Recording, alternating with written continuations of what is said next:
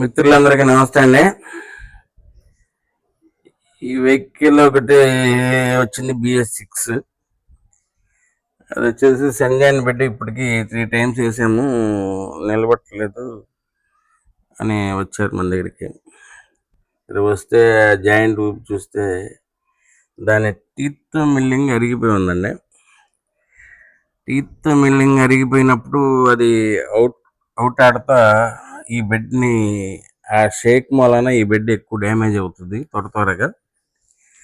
Vehicle ఆగటం, దారిలో BS6 bed దొరకపోవటం, దాని మూలన 2 రోజులు 3 రోజులు ఆగిపోవాల్సి వస్తుందండి. దీన్ని కరెక్ట్ చేయండి అని పంపించారు.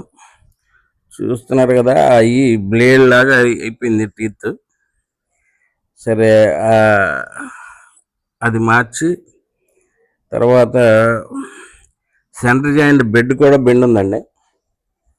చూస్తున్నారు కదా, సెంటర్లో డౌన్ అయిపోయింది.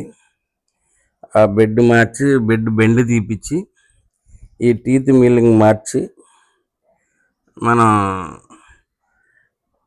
జాయింట్ బిగియటం అయితే జరిగింది.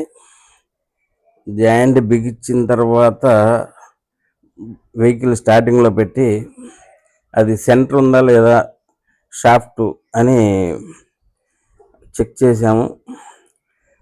సెంటర్ బెండ్ కానీ ఏం లేకుండా కరెక్ట్గా సెంటర్ తిరుగుతుంది. దీనివలన సెంటర్ జాయింట్ బెడ్ పోవడానికి అవకాశాలు లేవు.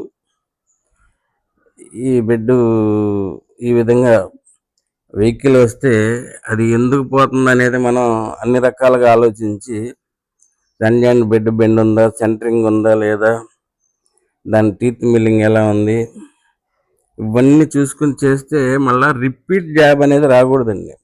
ఒకసారి ఒక పని చేసిన తర్వాత మళ్ళీ వేరే కంప్లైంట్ వస్తే అది చూస్తాము. సరే, నా వీడియో మీకు నచ్చింది అనుకుంటున్నాను. సబ్స్క్రైబ్ చేయండి, లైక్ కొట్టండి, 10 మందికి షేర్ చేయండి. Thank you very much.